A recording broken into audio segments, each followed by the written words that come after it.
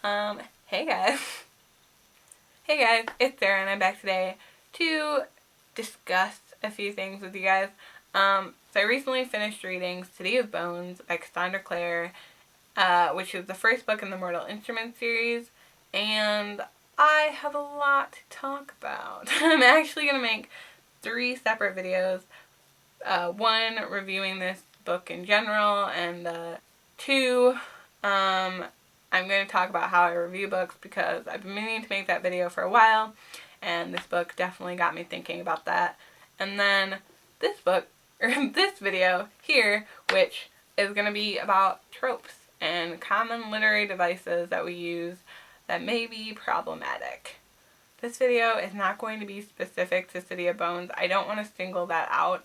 Obviously, when you're talking about a trope, it's a common, overused literary device, and so it's something that can be found in a lot of books, and it's certainly not specific to this one. This just made me kind of think about all of these things and inspired this video.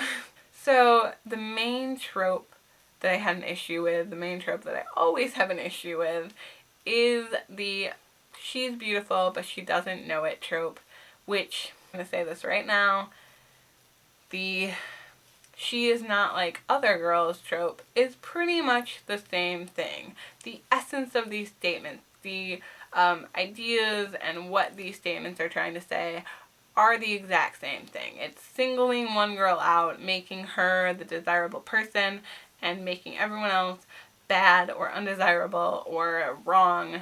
And there are no moral absolutes. And I hate when the world pits women against each other because we do that enough on our own, and we don't need more books and media and everything that we consume in the day telling us that other people are constantly comparing us and the way we should be, and there's no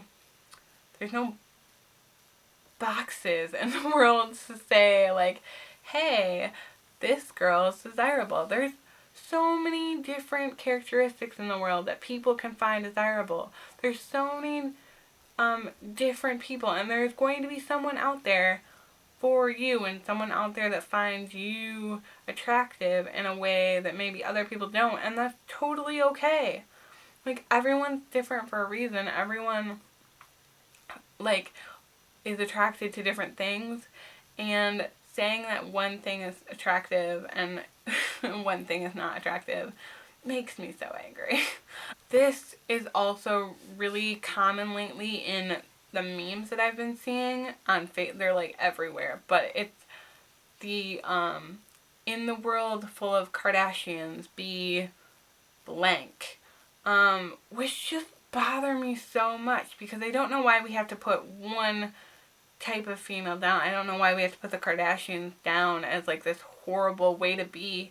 If you want to be like a Kardashian, be like a Kardashian. If you want to live your life differently than that, if you want to look different or have different inspirations, that's totally okay. You can have whatever role model you want to have, and you can do that without putting the Kardashians down, without putting other females down. Also, along the same line, I'm going to link Lena's video from Just Kiss My Frogs because she made a similar video talking about similar things, and it was really well done. So I will link that down below. Go watch her. I'm sure it was like much better than this video, but anyways. Hey guys, so I quickly wanted to address this thing. I was editing the video and I just forgot to talk about this a little bit, and this was like a main point that I wanted to emphasize, and I totally didn't. I totally missed talking about it when I was discussing it before filming. So yeah, I thought I'd come back and talk about it now. So by telling women that they shouldn't know they're beautiful, you're basically belittling their self-confidence and enforcing this idea that women should not like themselves, which is crazy. But it happens all the time. Essentially what we're doing every day in society is just telling women that, yeah, it's bad to have self-confidence. Like, I feel like a lot of times we romanticize the idea of insecurities. So instead of rewarding women for having pride in their bodies and liking themselves and being secure and self-confident, we are rewarding them for the exact opposite, for not liking themselves, for not for having certain things, whether it's their weight or their nose or the size of their ears or their thighs or something like that. We're always constantly nitpicking. And so I guess essentially is what you're saying is you're telling a woman that she can't like herself until someone else likes her, until someone else validates that beauty, until someone else comes in. And it doesn't have to be a man, it can be anyone, but you're just not allowing women to do it for themselves. Yeah, and you're saying that's a bad thing, and I think what I find fascinating about this book is that Jace's character is so much the opposite of Clary's. He is just like way overconfident. I don't know if this is something that Cassandra Clare was trying to point out in the book. I would kind of hope that would be the case, that she was just trying to like say, hey, look, society, like, look at these two together. It's just funny to read them in the same book and see how he like makes that so desirable, but then he himself is like supposed to be attractive, but like really knows it and is arrogant about it and into himself. And I think that's totally true, is that guys can get away with this a lot more than girls can. Next thing that I want to talk about is the brooding male character. And this I have an issue with, mostly because they're a lot of times rude and annoying and totally not cool. Yeah. I don't know what it is. It's like always orphaned, piano playing, brooding male characters who think it's their like mission in life to save the world and to save the girl and like to be there, and she can't do anything. And I think that's why I have a problem with Jace, because, and I don't know, I'm hoping that his character develops, but right now he was like, in the first book, he was just there to like take care of Clary, and to like, he's constantly putting her down and like telling her what she can't do or like how she feels about things and like not to be a certain way. And I just, ugh, so overdone.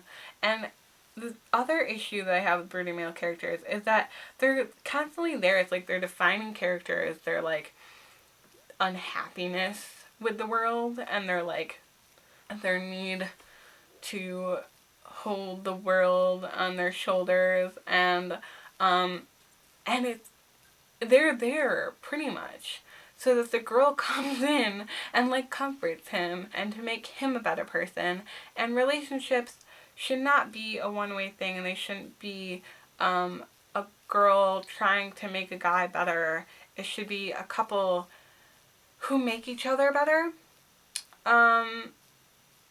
And that's kind of like the ultimate, right? Is if you like are with someone who makes you a better person, but you can also make them a better person. And it's not a one-sided thing.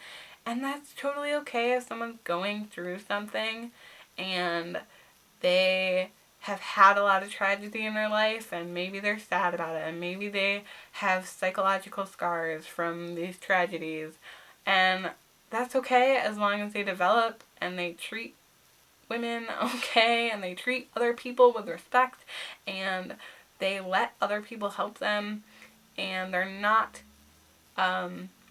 just there to be like this puppy dog for females. So yeah, that's where I have a problem with it. Anyways, hopefully this, I don't know, said something, maybe discussion in the comments, I hope. If not, that's alright too. If you have ideas on maybe how to combat these issues, how to read these books without letting this be as big of a deal. I don't know. Maybe it needs to be a big deal. Maybe we need to just like always point it out. Maybe we, I don't know, guys. But anyways, let me know in the comments how you feel about this. But that's it for now, and I will see you guys next time. Bye, guys.